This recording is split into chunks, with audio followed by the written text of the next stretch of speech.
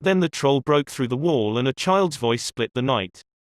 "Euto," it screamed. "Help. An invitation. At a stretch. Sorry, Commander. The troll is light crazy and there are children in there."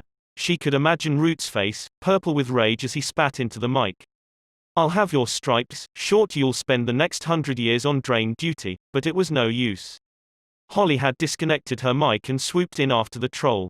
Streamlining her body, Captain Short ducked into the hole.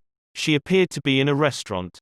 A packed restaurant. The troll had been temporarily blinded by the electric light and was thrashing about in the center of the floor.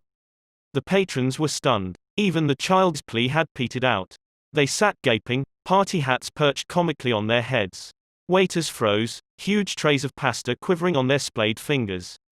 Chubby Italian infants covered their eyes with chubby fingers. It was always like this in the beginning, the shocked silence.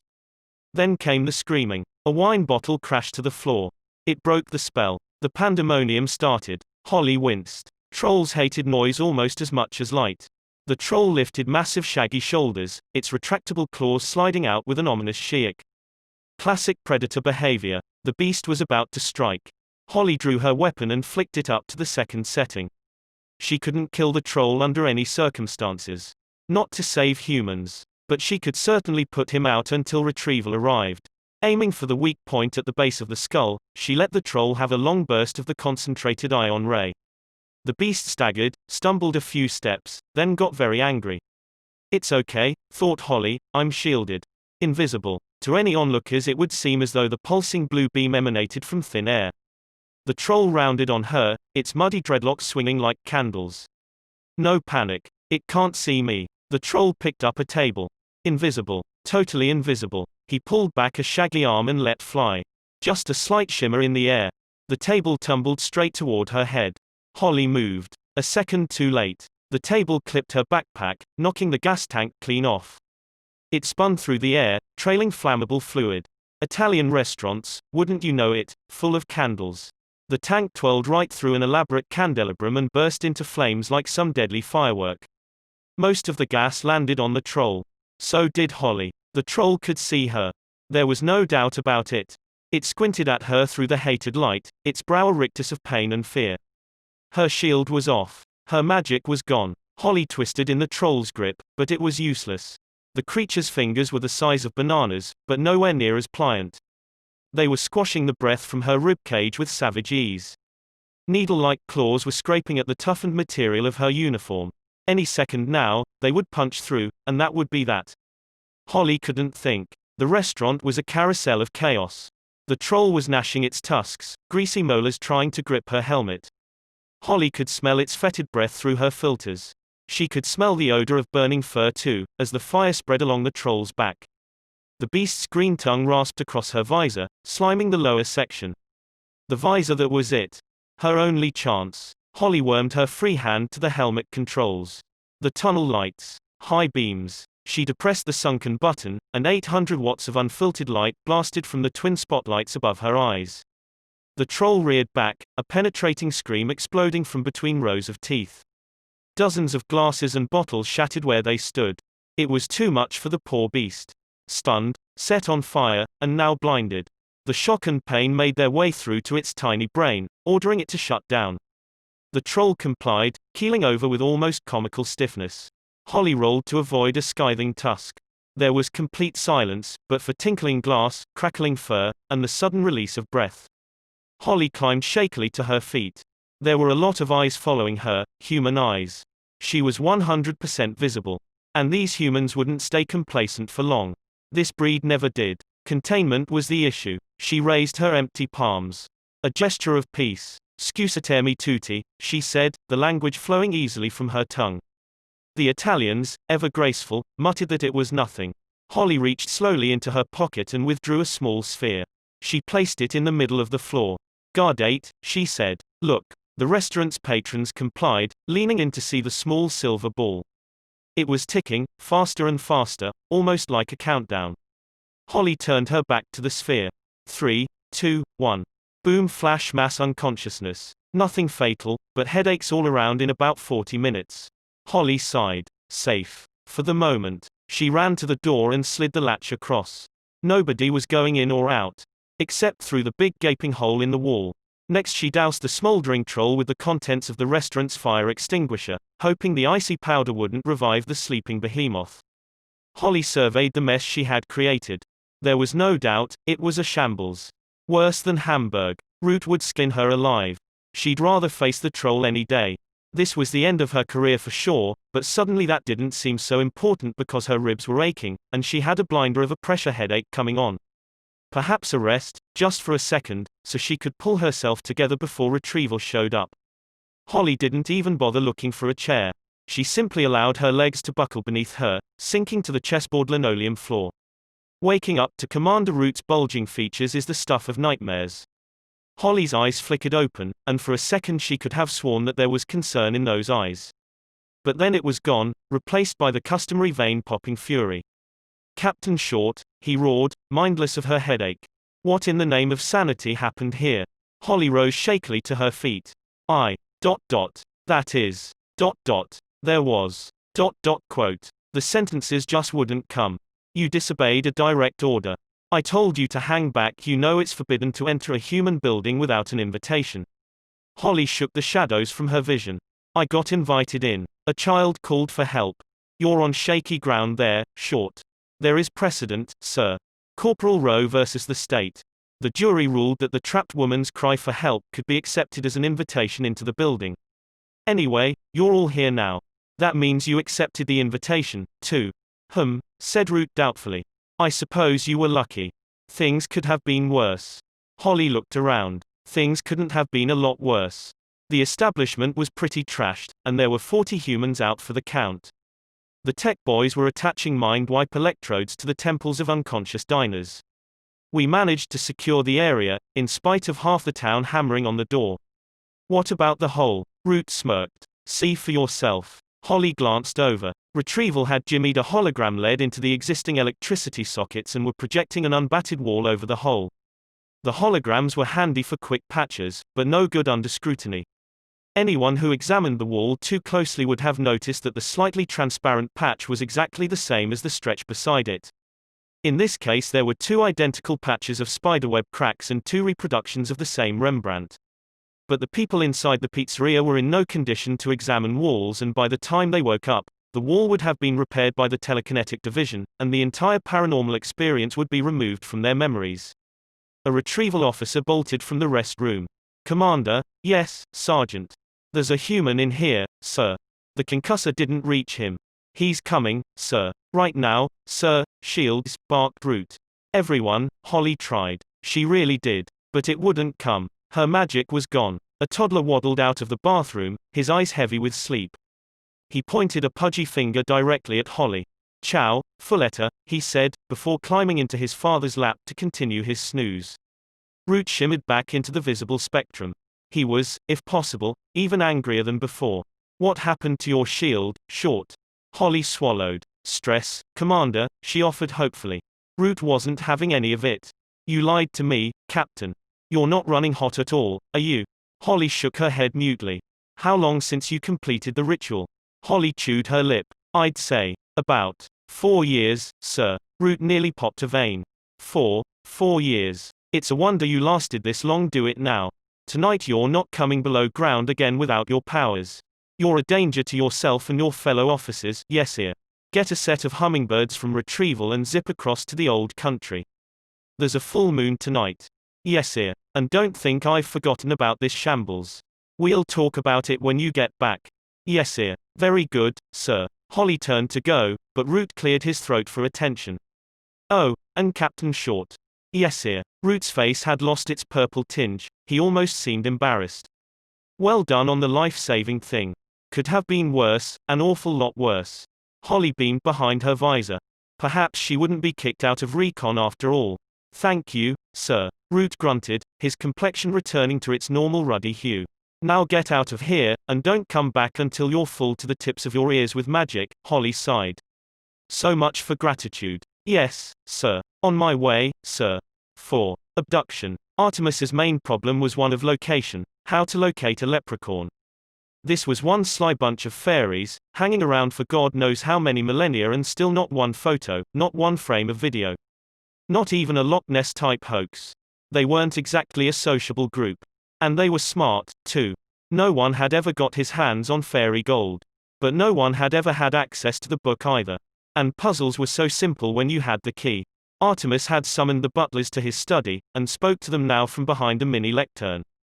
There are certain rituals every fairy must complete to renew his magic, explained Artemis. Butler and Juliet nodded, as though this were a normal briefing. Artemis flicked through his hard copy of the book and selected a passage. From the earth thine power flows, given through courtesy, so thanks are owed. Pluck thou the magic seed, where full moon, ancient oak and twisted water meet. And bury it far from where it was found, so return your gift into the ground. Artemis closed the text. Do you see? Butler and Juliet kept nodding, while still looking thoroughly mystified. Artemis sighed. The leprechaun is bound by certain rituals. Very specific rituals, I might add. We can use them to track one down. Juliet raised a hand, even though she herself was 4 years Artemis's senior. Yes. Well, the thing is, Artemis, she said hesitantly, twisting a strand of blonde hair in a way that several of the local louts considered extremely attractive. The bit about leprechauns. Artemis frowned. It was a bad sign. Your point, Juliet? Well, leprechauns. You know they're not real, don't you? Butler winced. It was his fault really. He'd never got around to filling in his sister on the mission parameters. Artemis scowled reprovingly at him. Butler hasn't already talked to you about this. No. Was he supposed to? Yes, he certainly was. Perhaps he thought you'd laugh at him. Butler squirmed. That was exactly what he'd thought. Juliet was the only person alive who laughed at him with embarrassing regularity. Most other people did it once. Just once. Artemis cleared his throat. Let us proceed under the assumption that the fairy folk do exist, and that I am not a gibbering moron. Butler nodded weakly. Juliet was unconvinced. Very well. Now, as I was saying, the people have to fulfill a specific ritual to renew their powers. According to my interpretation, they must pick a seed from an ancient oak tree by the bend in a river. And they must do this during the full moon. The light began to dawn in Butler's eyes. So all we have to do is run a cross-reference through the weather satellites, which I already have. Believe it or not, there aren't that many ancient oaks left, if you take ancient to be 100 years plus. When you factor in the river bend and full moon, there are precisely 129 sites to be surveyed in this country. Butler grinned. Stakeout. Now the master was talking his language. There are preparations to be made for our guest's arrival, said Artemis, handing a typewritten sheet of A4 to Juliet. These alterations must be made to the cellar. See to it, Juliet. To the letter. Yes, Artie. Artemis frowned, but only slightly. For reasons that he couldn't quite fathom, he didn't mind terribly when Juliet called him by the pet name his mother had for him. Butler scratched his chin thoughtfully. Artemis noticed the gesture. Question. Well, Artemis. The sprite in Ho Chi Minh City. Artemis nodded. I know. Why didn't we simply abduct her? Yes, sir. According to Chi Lun's Almanac of the People, a 7th century manuscript recovered from the lost city of Shizamo, once a fairy has taken spirits with the mud people, that's us by the way, they are forever dead to their brothers and sisters. So there was no guarantee that that particular fairy was worth even an ounce of gold. No, my old friend, we need fresh blood. All clear. Butler nodded. Good. Now, there are several items you will need to procure for our moonlight jaunts.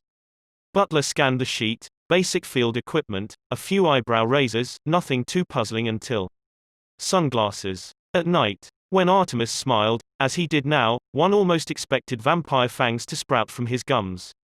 Yes, Butler. Sunglasses. Trust me. And Butler did. Implicitly. Holly activated the thermal coil in her suit, and climbed to 13,000 feet. The hummingbird wings were top of the range. The battery readout showed 4 red bars, more than enough for a quick jaunt through mainland Europe and across the British Isles. Of course, the regulations said always travel over water if possible, but Holly could never resist knocking the snowcap from the highest Alp on her way past. The suit protected Holly from the worst of the elements, but she could still feel the chill sinking into her bones. The moon seemed huge from this altitude, the craters on its surface easily distinguishable. Tonight it was a perfect sphere.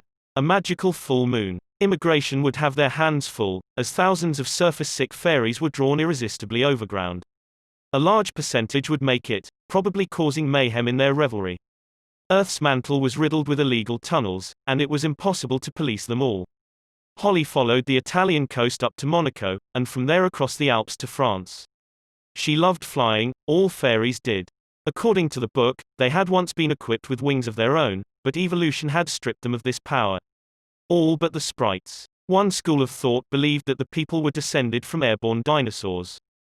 Possibly pterodactyls. Much of the upper body skeletal structure was the same. This theory would certainly explain the tiny nub of bone on each shoulder blade. Holly toyed with the idea of visiting Disneyland Paris. The LEP had several undercover operatives stationed there, most of them working in the Snow White exhibit. It was one of the few places on Earth where the people could pass unnoticed.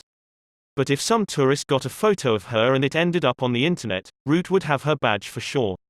With a sigh of regret, she passed over the shower of multicolored fireworks below.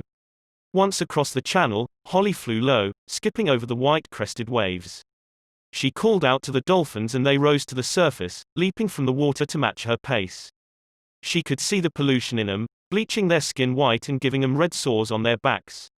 And although she smiled, her heart was breaking. Mud people had a lot to answer for. Finally the coast loomed ahead of her.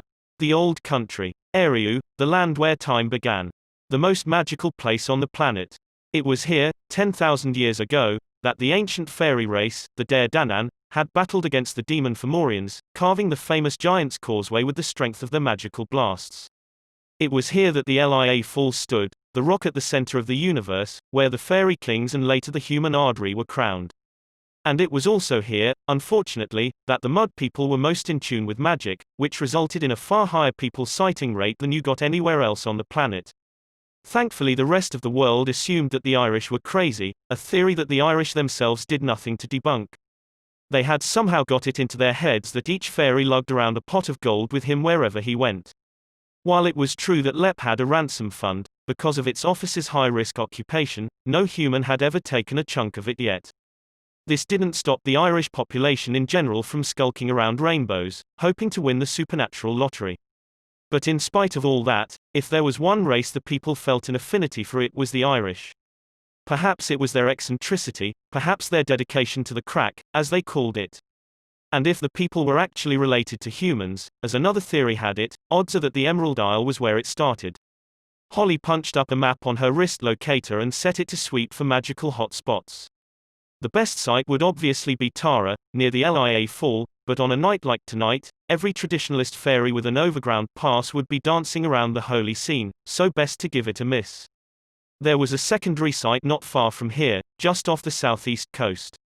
Easy access from the air, but remote and desolate for land-bound humans. Holly reined in the throttle and descended to 90 yards. She skipped over a bristling evergreen forest, emerging in a moonlit meadow. A silver thread of river bisected the field and there, nestling in the fold of a meander loop, was the proud oak. Holly checked her locator for life forms. Once she judged the cow 2 fields over not to be a threat, she cut her engines and glided to the foot of the mighty tree. 4 months of stakeout. Even Butler, the consummate professional, was beginning to dread the long nights of dampness and insect bites. Thankfully, the moon was not full every night. It was always the same. They would crouch in their foil-lined blind in complete silence, Butler repeatedly checking his equipment, while Artemis stared unblinking through the eye of the scope. At times like these, nature seemed deafening in their confined space. Butler longed to whistle, to make conversation, anything to break the unnatural silence. But Artemis's concentration was absolute.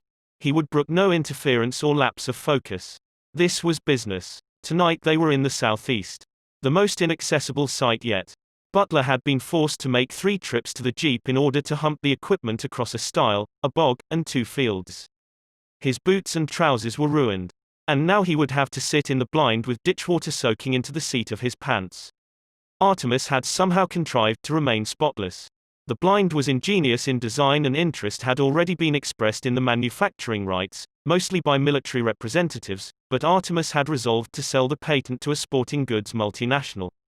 It was constructed of an elasticated foil polymer on a multi-hinged fiberglass skeleton.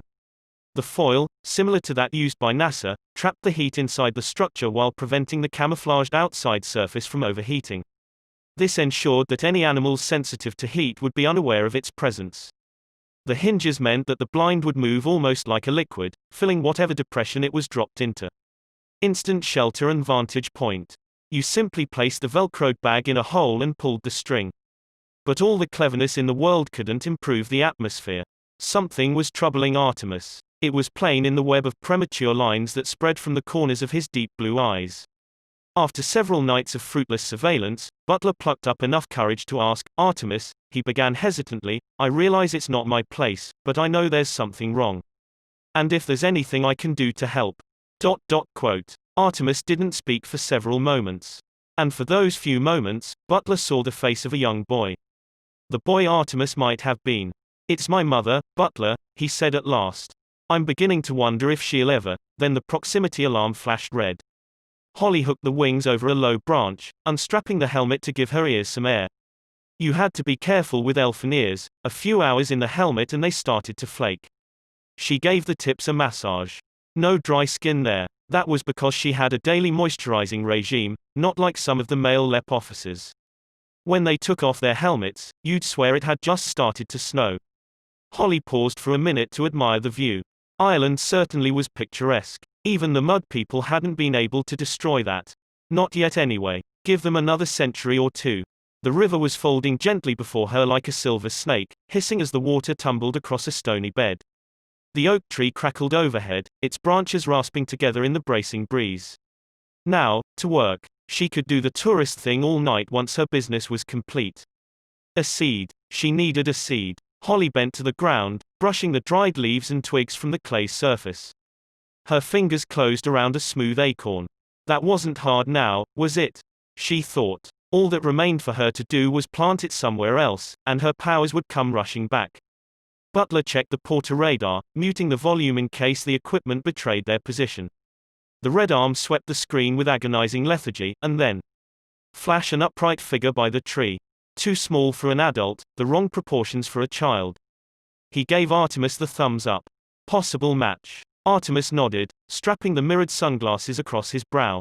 Butler followed his lead, popping the cap on his weapon's starlight scope. This was no ordinary dart rifle. It had been specially tooled for a Kenyan ivory hunter, and had the range and rapid-fire capacity of a Kalashnikov.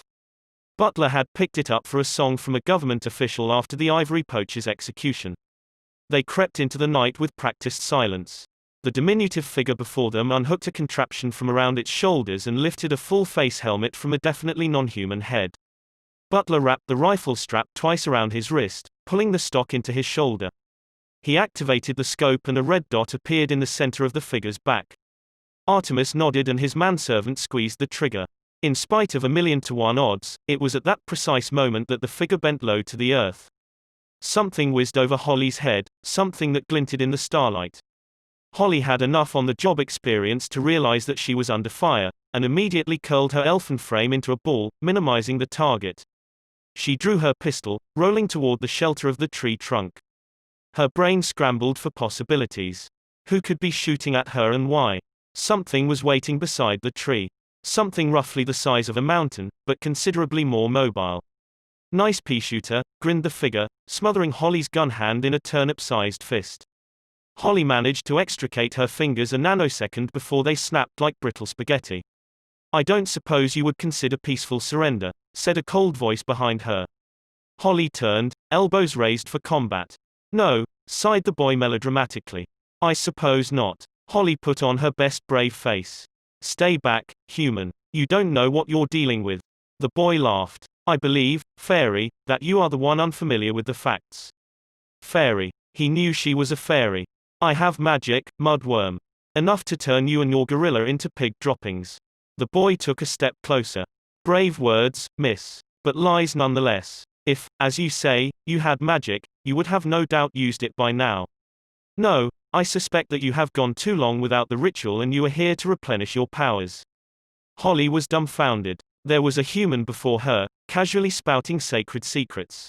This was disastrous. Catastrophic. It could mean the end of generations of peace. If the humans were aware of a fairy subculture, it was only a matter of time before the two species went to war. She must do something, and there was only one weapon left in her arsenal. The mesmer is the lowest form of magic and requires only a trickle of power. There are even certain humans with a bent for the talent. It is within the ability of even the most drained fairy to put a complete mind kibosh on any human alive. Holly summoned the final dribble of magic from the base of her skull. Human, she intoned, her voice suddenly resonating with bass tones. Your will is mine. Artemis smiled, safe behind his mirrored lenses. I doubt it, he said, and nodded curtly. Holly felt the dart puncture the suit's toughened material, depositing its load of curare and succinylcholine chloride-based tranquilizer into her shoulder. The world instantly dissolved into a series of technicolored bubbles and, try as she might, Holly couldn't seem to hold on to more than one thought. And that thought was, how did they know? It spiraled around her head as she sank into unconsciousness. How did they know? How did they know? How did they? Artemis saw the pain in the creature's eyes as the hollow hypodermic plunged into her body. And for a moment he experienced misgivings. A female. He hadn't expected that. A female, like Juliet, or Mother. Then the moment passed and he was himself again. Good shooting, he said, bending to study their prisoner. Definitely a girl. Pretty too. In a pointy sort of way. Sir. Butler was pointing to the creature's helmet. It was half buried in a drift of leaves where the fairy had dropped it. A buzzing noise was coming from the crown. Artemis picked up the contraption by the straps, searching for the source. Ah, here we are. He plucked the viewcam from its slot, careful to point the lens away from Butler.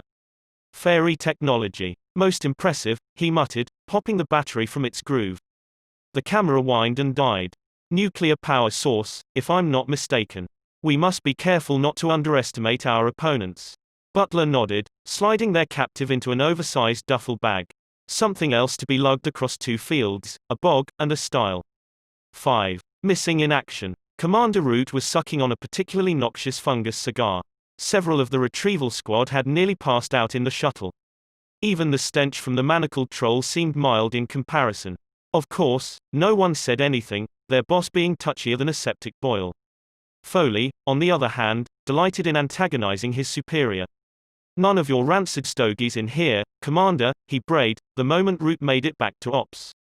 The computers don't like smoke, Root scowled, certain that Foley was making this up. Nevertheless, the commander was not prepared to risk a computer crash in the middle of an alert, and so doused his cigar in the coffee cup of a passing gremlin. Now, Foley, what's this so-called alert? And it better be good this time. The centaur had a tendency to go completely hyper over trivialities. He'd once gone to DEFCON 2 because his human satellite stations were out. It's good all right, Foley assured him. Or should I say bad? Very bad. Root felt the ulcer in his gut begin to bubble like a volcano. How bad? Foley punched up Ireland on the Eurosat. We lost contact with Captain Short. Why am I not surprised? Groaned Root, burying his face in his hands. We had her all the way over the Alps. The Alps. She took a land route. Foley nodded. Against regulations, I know. But everyone does it. The commander agreed grudgingly. Who could resist a view like that? As a rookie, he'd been placed on report himself for that exact offense. Okay, move on. When did we lose her? Foley opened a viewer window on the screen. This is the feed from Holly's helmet unit. Here we are over Disneyland Paris. Quote. The centaur pressed the fast forward. Now dolphins, blah blah blah. The Irish coastline. Still no worries. Look, her locator comes into shot. Captain Short is scanning for magic hot spots. Site 57 shows up red, so she heads for that one. Why not Tara? Foley snorted. Tara. Every fairy hippie in the northern hemisphere will be dancing around the LIA fall at the full moon. There'll be so many shields on, it'll look like the whole place is underwater. Fine, grunted Root through gritted teeth. Just get on with it, will you? All right. Don't get your ears in a knot. Foley skipped several minutes of tape. Now, here's the interesting bit. Nice smooth landing, hangs up the wings. Holly takes off the helmet. Against regulations, interjected Root. LEP officers must never remove their headgear above ground, unless said headgear is defective, completed Foley. Yes, Commander, we all know what the handbook says. But are you trying to tell me that you never sneaked a breath of air after a few hours in the sky? No, admitted Root. What are you, her fairy godmother or something? Get to the important part, Foley smirked behind his hand. Driving up Root's blood pressure was one of the few perks of the job. No one else would dare to do it. That was because everybody else was replaceable. Not Foley. He'd built the system from scratch, and if anyone else even tried to boot it up, a hidden virus would bring it crashing about the pointy ears. The important part. Here we are. Look. Suddenly Holly drops the helmet. It must land lens down, because we lose picture. We've still got sound though, so I'll bring that up. Foley boosted the audio signal, filtering out background noise.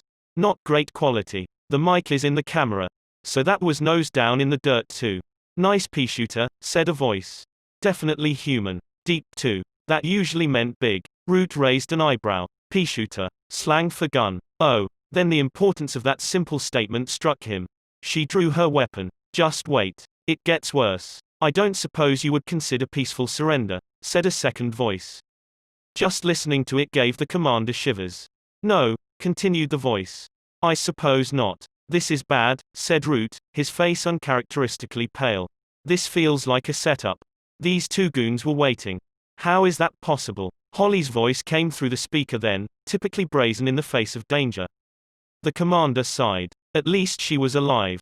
It was more bad news, though, as the parties exchanged threats, and the second human displayed an uncommon knowledge of fairy affairs. He knows about the ritual. Here's the worst bit. Root's jaw dropped. The worst bit. Holly's voice again. This time layered with the mesmer. Now she has them, crowed Root. But apparently not. Not only did the mesmer prove ineffective, but the mysterious pair seemed to find it amusing. That's all there is from Holly, noted Foley.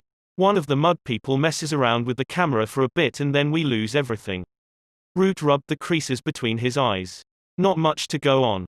No visual, not even a name. We can't really be 100% sure that we have a situation. You want proof? Asked Foley, rewinding the tape. I'll give you proof. He ran the available video. Now, watch this. I'm going to slow it right down. 1 frame per second. Root leaned in close to the screen, close enough to see the pixels. Captain Short comes in for a landing. She takes off her helmet. Bends down, presumably to pick up an acorn, and, there, Foley jabbed the pause button, freezing the picture completely. See anything unusual? The commander felt his ulcer churn into overdrive. Something had appeared in the top right-hand corner of the frame. At first glance it seemed like a shaft of light, but light from what or reflected from what? Can you blow that up? No problem. Foley cut to the relevant area, increasing it by 400%. The light expanded to fill the screen. Oh no, breathed Root. There on the monitor before them, in frozen suspension, was a hypodermic dart. There could be no doubt. Captain Holly Short was missing in action. Most probably dead, but at the very least held captive by a hostile force. Tell me we still have the locator. Yep. Strong signal. Moving north at about 80 clicks an hour. Root was silent for a moment, formulating his strategy. Go to full alert, and get retrieval out of their bunks and back down here. Prep them for a surface shot. I want full tactical and a couple of techies. You too, Foley. We may have to stop time on this one. 10-4, Commander. You want recon in on this? Root nodded. You bet. I'll call in Captain Vane. He's our number one. Oh, no, said Root. For a job like this, we need our very best. And that's me. I'm reactivating myself. Foley was so amazed, he couldn't even formulate a smart comment. You're, yes, Foley. Don't act so surprised. I have more successful recons under my belt than any officer in history. Plus I did my basic training in Ireland. Back in the Top Hat and Shillelagh days. Yes, but that was 500 years ago, and you were no springbud then, not to put too fine a point on it. Root smiled dangerously. Don't worry, Foley. I'm still running red hot. And I'll make up for my age with a really big gun. Now get a pod ready. I'm leaving on the next flare. Foley did what he was told without a single quip. When the commander got that glint in his eyes, you hopped to and kept your mouth shut. But there was another reason for Foley's silent compliance. It had just hit him that Holly could be in real trouble. Centaurs don't make many friends, and Foley was worried he might lose one of the few he had. Artemis had anticipated some technological advances, but nothing like the treasure trove of fairy hardware spread out on the four-wheel drive's dashboard. Impressive, he murmured. We could abort this mission right now and still make a fortune in patents. Artemis ran a handheld scanner bar over the unconscious elf's wristband. He then fed the fairy characters into his PowerBook translator. This is a locator of some kind. No doubt this leprechaun's comrades are tracking us right now. Butler swallowed. Right now, sir. It would seem so. Or at any rate they're tracking the locator. Artemis stopped speaking suddenly, his eyes losing focus as the electricity in his cranium sparked off another brainwave. Butler. The manservant felt his pulse quicken. He knew that tone. Something was afoot. Yes, Artemis. That Japanese whaler. The one seized by the port authorities. Is she still tied up at the docks? Butler nodded. Yes, I believe so. Artemis twirled the locator's band around his index finger. Good. Take us down there. I believe it's time to let our diminutive friends know exactly who they're dealing with. Root Rubber stamped his own reactivation with remarkable speed, very unusual for LEP upper management. Generally it took months, and several mind-crushingly dull meetings, to approve any application to the recon squad. Luckily, Root had a bit of influence with the commander. It felt good to be back in a field uniform, and Root even managed to convince himself that the jumpsuit was no tighter around the middle than it used to be. The bulge, he rationalized, was caused by all the new equipment they jammed into these things. Personally, Root had no time for gadgetry. The only items the commander was interested in were the wings on his back and the multiphase, water-cooled, tri-barreled blaster strapped to his hip, the most powerful production handgun under the world. Old, to be sure, but it had seen Root through a dozen firefights and it made him feel like a field officer again. The nearest shoot to Holly's position was E1, Tara. Not exactly an ideal location for a stealth mission, but with barely 2 hours of moon time left there was no time for an overground jaunt. If there was to be any chance of sorting out this mess before sunrise, speed was of the essence. He commandeered the E1 shuttle for his team, bumping a tour group that had apparently been online for 2 years. Tough nuggets, Root growled at the holiday rep. And what's more, I'm shutting down all non-essential flights until the present crisis is past. And when might that be? Squeaked the irate gnome, brandishing a notebook as though she were prepared to make a complaint of some kind. Root spat out the butt of his cigar, squashing it comprehensively beneath his boot heel. The symbolism was all too obvious. The chutes will be opened, madam, when I feel like it, growled the commander. And if you and your fluorescent uniform don't get out of my way, I'll yank your operating license and have you thrown into the cells for obstructing an LEP officer. The holiday rep wilted before him and slunk back into line, wishing her uniform wasn't quite so pink. Foley was waiting at the pod. Serious though the moment was, he couldn't resist an amused whinny at the sight of Root's belly wobbling ever so slightly in his clinging jumpsuit. Are you sure about this, Commander? Generally we allow only one passenger per pod. What do you mean? Snarled Root. There is only one. ... Quote. Then he caught Foley's meaningful glance at his stomach. Oh. Ha ha. Very amusing. Keep it up, Foley. I have my limit, you know. But it was a hollow threat and they both knew it. Not only had Foley built their communications network from scratch, but he was also a pioneer in the field of flare prediction. Without him, human technology could very easily catch up with the fairy brand. Root strapped himself into the pod. No half-century-old crafts for the commander. This baby was fresh off the assembly line. All silver and shiny, with the new jagged fin stabilizers that were supposed to read the magma currents automatically. Foley's innovation, of course. For a century or so his pod designs had leaned toward the futuristic, plenty of neon and rubber. Lately, however, his sensibilities had become more retrospective, replacing the gadgetry with walnut dashes and leather upholstery. Root found this old-style decor strangely comforting. He wrapped his fingers around the joysticks and suddenly realized just how long it had been since he had ridden the hotshots. Foley noticed his discomfort. Don't worry, Chief, he said without the usual cynicism. It's like riding a unicorn. You never forget. Root grunted, unconvinced. Let's get the show on the road, he muttered. Before I change my mind. Foley hauled the door across until the suction ring took hold, sealing the portal with a pneumatic hiss. Root's face took on a green hue through the quartz pane. He didn't look too scary anymore. Quite the opposite in fact. Artemis was performing a little field surgery on the fairy locator. It was no mean feat to alter some of the dimensions without destroying the mechanisms. The technologies were most definitely incompatible. Imagine trying to perform open-heart surgery with a sledgehammer. The first problem was opening the cursed thing. The screwheads defied both flathead and Phillips screwdrivers.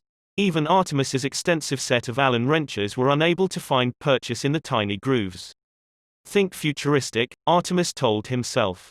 Think advanced technology. It came to him after a few moments of silent contemplation.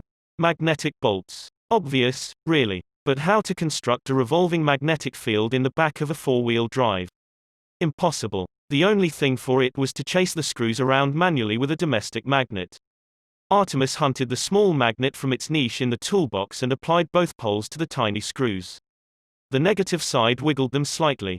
It was enough to give Artemis some room to maneuver with needle-nose pliers, and he soon had the locator's panel disassembled before him. The circuitry was minute, and not a sign of a solder bead. They must use another form of binder. Perhaps if he had time the principles of this device could be unraveled, but for now he would have to improvise. He would have to rely on the inattention of others. And if the people were anything like humans, they saw what they wanted to see. Artemis held the locator's face up to the cab's light. It was translucent, slightly polarized but good enough. He nudged a slew of tiny shimmering wires aside, inserting a buttonhole camera in the space. He secured the pea-sized transmitter with a dab of silicone. Crude but effective. Hopefully. The magnetic screws refused to be coaxed back into their grooves without the proper tool, so Artemis was forced to glue them too. Messy, but it should suffice, provided the locator wasn't examined too closely. And if it was, well, he would only lose an advantage that he never expected to have in the first place. Butler knocked off his high beams as they entered the city limits. "Dock's coming up, Artemis," he said over his shoulder. "There's bound to be a customs and excise crew around somewhere." Artemis nodded. It made sense. The port was a thriving artery of illegal activity. Over 50% of the country's contraband made it ashore somewhere along this half-mile stretch. A diversion then, Butler. 2 minutes are all I need. The manservant nodded thoughtfully. The usual. I don't see why not. Knock yourself out. Or rather don't. Artemis blinked. That was his second joke in recent times. And his first aloud. Better take care. This was no time for frivolity. The dockers were rolling cigarettes. It wasn't easy with fingers the size of lead bars, but they managed. And if a few strands of brown tobacco dropped to the rough flagstones, what of it? The pouches were available by the carton from a little man who didn't bother adding government tax to his prices. Butler strolled over to the men, his eyes shadowed beneath the brim of a watch cap. "Cold night," he said to the assembled group. No one replied. Policemen came in all shapes and sizes. The big stranger persevered. Even work is better than standing around on a frosty one like tonight. One of the workmen, a bit soft in the head, couldn't help nodding in agreement. A comrade drove an elbow into his ribs. "Still, though," continued the newcomer, "I don't suppose you girls ever did a decent day's work in your lives." Again there was no reply. But this time it was because the dockers' mouths were hanging open in amazement. "Yep, you're a pathetic-looking bunch, all right," went on Butler blithely. "Oh, I've no doubt you would have passed as men during the famine. But by today's standards you're little more than a pack of blouse-wearing weaklings." "Arrah," said one of the dock hands. It was all he could manage. Butler raised an eyebrow. "Ah, pathetic and inarticulate. Nice combination. Your mothers must be so proud." The stranger had crossed a sacred line. He had mentioned the men's mothers. Nothing could get him out of a beating now, not even the fact that he was obviously a simpleton. Albeit a simpleton with a good vocabulary. The men stamped out their cigarettes and spread slowly into a semicircle. It was 6 against 1. You had to feel sorry for them. Butler wasn't finished yet. "Now before we get into anything, ladies, no scratching, no spitting, and no tattling to mommy." It was the last straw. The men howled and attacked as one.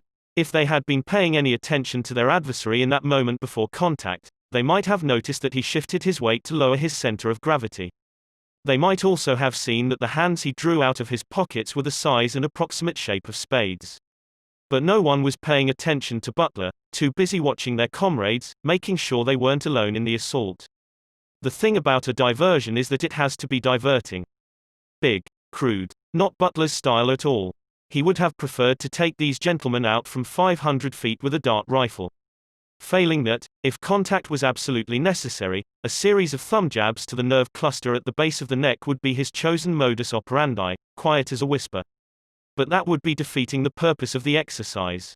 And so Butler went against his training, screaming like a demon and utilizing the most vulgar combat actions. Vulgar they may have been, but that's not to say they weren't effective.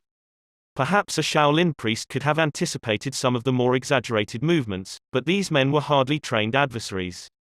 In fairness, they weren't even completely sober. Butler dropped the first with a roundhouse punch. 2 more had their heads clapped together, cartoon style. The fourth was, to Butler's eternal shame, dispatched with a spinning kick. But the most ostentatious was saved for the last pair.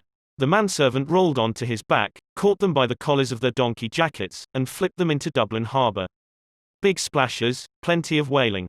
Perfect. 2 headlights poked from the black shadow of a cargo container and a government saloon screeched along the quay. As anticipated, a customs and excise team on stakeout. Butler grinned with grim satisfaction and ducked around the corner. He was long gone before the agents had flipped their badges or begun inquiries.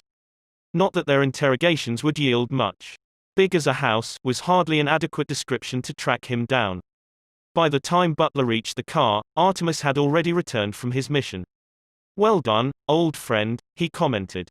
"Although I'm certain your martial arts sensei is turning in his grave." A spinning kick. How could you? Butler bit his tongue, reversing the 4-wheel drive off the wooden works. As they crossed the overpass, he couldn't resist glancing down at the chaos he had created. The government men were hauling a sodden docker from the polluted waters. Artemis had needed this diversion for something. But Butler knew there was no point in asking what. His employer did not share his plans with anyone until he thought the time was right. And if Artemis Fowl thought the time was right, then it usually was. Root emerged shaking from the pod. He didn't remember it being like this in his time. Although, truth be told, it had probably been an awful lot worse. Back in the Shillelagh days, there were no fancy polymer harnesses, no auto thrusters, and certainly no external monitors. It was just gut instinct and a touch of enchantment. In some ways Root preferred it like that. Science was taking the magic out of everything. He stumbled down the tunnel into the terminal. As the #1 preferred destination, Tara had a fully fledged passenger lounge. 6 shuttles a week came in from Haven City alone. Not on the flares, of course. Paying tourists didn't like to be jostled around quite that much, unless of course they were on an illegal jaunt to Disneyland. The fairy fort was crammed with full moon overnighters complaining about the shuttle suspensions. A beleaguered sprite was sheltering behind her ticket desk, besieged by angry gremlins. "There's no point hexing me," squealed the sprite, "there's the elf you want right there." She pointed a quivering green finger at the approaching commander. The gremlin mob turned on Root, and when they saw the triple-barreled blaster on his hip, they kept right on turning. Root grabbed the microphone from behind the desk, and hauled it out to the extent of its cable. "Now hear this," he growled, his gravelly tones echoing around the terminal. "This is Commander Root of the LEP. We have a serious situation above ground, and I would appreciate cooperation from all you civilians. First, I would like you all to stop your yapping so I can hear myself think." Root paused to make certain his wishes were being respected. They were. "Secondly, I would like every single one of you, including those squalling infants, to sit down on the courtesy benches until I have gone on my way. Then you can get back to griping or stuffing your faces. Or whatever else it is civilians do." No one had ever accused Root of political correctness. No one was ever likely to either. "And I want whoever's in charge to get over here. Now." Root tossed the stand onto the desk. A blare of whistling feedback grated on every eardrum in the building. Within fractions of a second, an out-of-breath elf-goblin hybrid was bobbing at his elbow. "Anything we can do, Commander." Root nodded, twisting a thick cigar into the hole beneath his nose. "I want you to open a tunnel straight through this place. I don't want to be bothered by customs or immigration. Start moving everybody below after my boys get here." The shuttle port director swallowed. "Everybody. Yes. That includes terminal personnel. And take everything you can carry. Full evacuation." He stopped and glared into the director's mauve eyes. "This is not a drill." "You mean?" "Yes," said Root, continuing down the access ramp. "The mud people have committed an overtly hostile act. Who knows where this is going?" The elf-goblin combo watched as Root disappeared in a cloud of cigar smoke. An overtly hostile act. It could mean war. He punched in his accountant's number on his mobile. "Bark. Yes. This is Nimbus. I want you to sell all my shares in the shuttle port." "Yes, all of them. I have a hunch the price is about to take a severe dive." Captain Hollyshort felt as though a sucker slug was drawing her brain out through her earhole. She tried to figure out what could possibly have caused such agony, but her faculties didn't stretch to memory just yet. Breathing and lying down were about all she could manage. Time to attempt a word. Something short and pertinent. Help, she decided, would be the one to go for. She took a trembling breath and opened her mouth. "Mum LP," said her treacherous lips. "No good." Incomprehensible even by a drunken gnome's standards. What was going on here? She was flat on her back with no more strength in her body than a damp tunnel root. What could have done this to her? Holly concentrated, skirting the edge of blinding pain. The troll. Was that it? Had the troll mauled her in that restaurant? That would explain a lot. But no, she seemed to remember something about the old country. And the ritual. And there was something digging into her ankle. Hello. A voice. Not hers. Not even Elfin. You awake, then? One of the European languages. Latin. No, English. She was in England. I thought the dart might have killed you. Aliens' insides are different from ours. I saw that on television. Gibberish. Aliens' insides. What was the creature talking about? You look fit. Like Muchacho Maria, she's a Mexican midget wrestler. Holly groaned. Her gift of tongues must be on the blink. Time to see exactly what kind of craziness she was dealing with here. Focusing all her strength at the front of her head, Holly cracked open one eye. She closed it again almost immediately. There appeared to be a giant blonde fly staring down at her. Don't be scared, said the fly. Just sunglasses. Holly opened both eyes this time. The creature was tapping a silver eye. No, not an eye. A lens. A mirrored lens. Like the lenses worn by the other two. It all came back in a jolt, rushing to fill the hole in her memory like a combination lock clicking into place. She had been abducted by two humans during the ritual. Two humans with an extraordinary knowledge of fairy affairs. Holly tried speaking again. Where am I? The human giggled delightedly, clapping her hands together. Holly noticed her nails, long and painted. You can speak English. What sort of accent is that? Sounds like a little bit of everything. Holly frowned. The girl's voice was corkscrewing right to the middle of her headache. She lifted her arm. No locator. Where are my things? The girl wagged her finger, as one might at a naughty child. Artemis had to take your little gun away, and all those other toys. Couldn't have you hurting yourself. Artemis Fowl. This was all his idea. Everything is always his idea. Holly frowned. Artemis Fowl. For some reason, even the name made her shiver. It was a bad omen. Fairy intuition was never wrong. They'll come for me, you know, she said, her voice rasping through dry lips. You don't know what you've done. The girl frowned. You're absolutely right. I have no clue what's going on. So there's no future in trying to psych me out. Holly frowned. It was obviously pointless playing mind games with this human. The mesmer was her only hope, but that couldn't penetrate reflective surfaces. How the devil did these humans know that? That could be worked out later. For now she had to figure a way to separate this vacuous girl from her mirrored sunglasses. You are a pretty human, she said, voice dripping with honeyed flattery. Why, thank you, Holly. Why, thank you, Holly. I was in the local paper once. I won a competition. Miss Sugar Beet Fair 1999. I knew it. Natural beauty. I'll bet your eyes are spectacular. So everyone tells me. Juliet nodded. Lashes like clock springs. Holly sighed. If only I could see them. Why ever not? Juliet's fingers curled around the glass's stem. Then she hesitated. Maybe I shouldn't. Why not? Just for a second. I don't know. Artemis told me never to take these off. He'd never know. Juliet pointed to a viewcam mounted on the wall. Oh, he'd find out. Artemis finds out about everything. She leaned in close to the fairy. Sometimes I think he can see inside my head, too.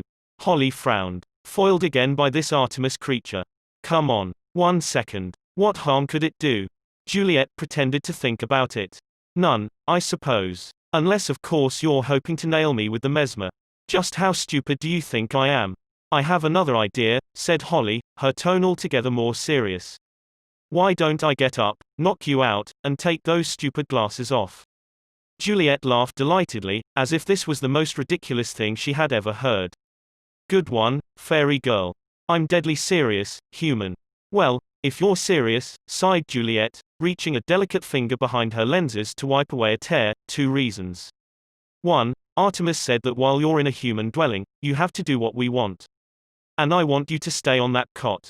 Holly closed her eyes. Right again. Where did this group get their information? And 2. Juliet smiled again, but this time there was a hint of her brother in those teeth.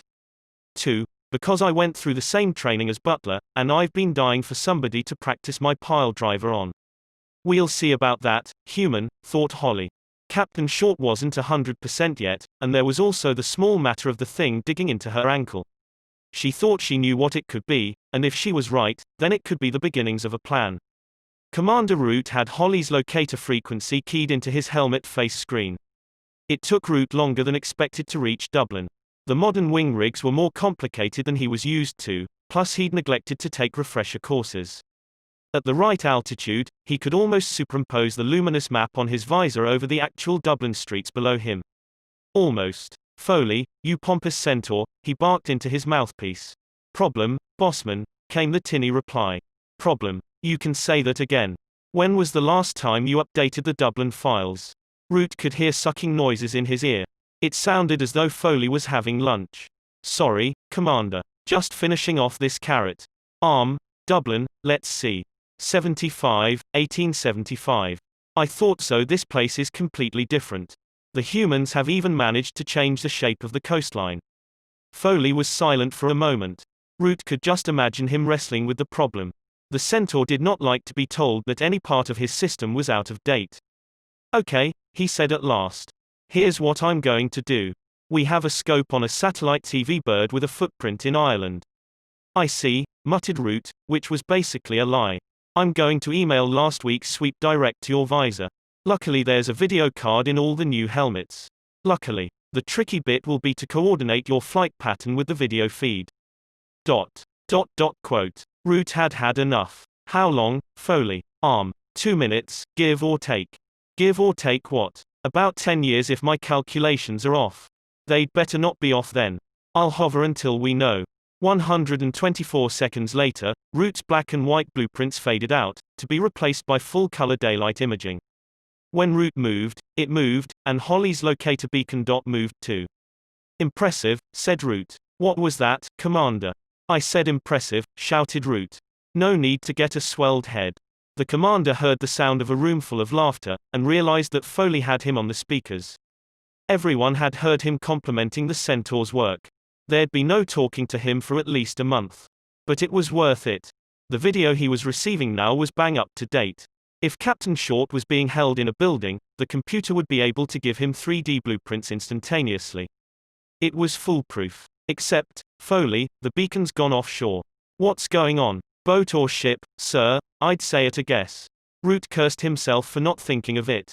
They'd be having a big laugh in the situation room. Of course it was a ship. Root dropped down a few hundred feet until its shadowy outline loomed through the mist. A whaler by the looks of it. Technology may have changed over the centuries, but there was still nothing like a harpoon to slaughter the world's largest mammal. Captain Short is in there somewhere, Foley. Below decks. What can you give me? Nothing, sir. It's not a permanent fixture. By the time we've run down her registration, it'd be way too late. What about thermal imaging? No, Commander. That hull must be at least 50 years old. Very high lead content. We can't even penetrate the first layer. I'm afraid you're on your own. Root shook his head. After all the billions we've poured into your department. Remind me to slash your budget when I get back. Yes, sir, came the reply, sullen for once. Foley did not like budget jokes. Just have the retrieval squad on full alert. I may need 'em at a moment's notice.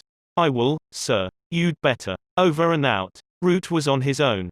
Truth be told, that was the way he liked it. No science. No uppity centaur whinnying in his ear. Just a fairy, his wits, and maybe a touch of magic. Root tilted his polymer wings, hugging the underside of a fog bank. There was no need to be careful. With his shield activated, he was invisible to the human eye. Even on stealth-sensitive radar he would be no more than a barely perceptible distortion. The commander swooped low to the gunwales. It was an ugly craft, this one. The smell of death and pain lingered in the blood-swabbed decks. Many noble creatures had died here, died and been dissected for a few bars of soap and some heating oil. Root shook his head. Humans were such barbarians. Holly's beeper was flashing urgently now. She was close by. Very close. Somewhere within a 200-foot radius was the hopefully still breathing form of Captain Short. But without blueprints he would have to navigate the belly of this ship unaided.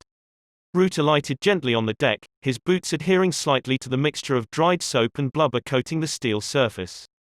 The craft appeared to be deserted. No sentry on the gangplank, no bosun on the bridge, not a light anywhere. Still, no reason to abandon caution. Root knew from bitter experience that humans popped up when you least expected them.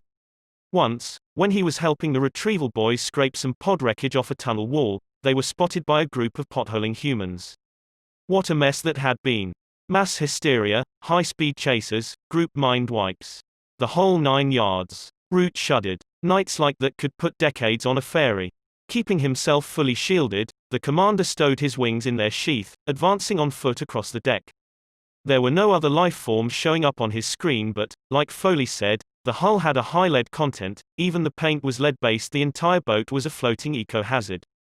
The point being that there could be an entire battalion of stormtroopers concealed below decks, and his helmet cam would never pick them up.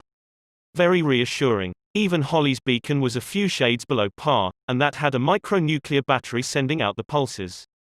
Root didn't like this. Not one bit. Keep calm, he derided himself. You're shielded. There's not a human alive that can see you now. Root hauled open the first hatch. It swung easily enough. The commander sniffed. The mud people had greased the hinges with whale blubber. Was there no end to their depravity?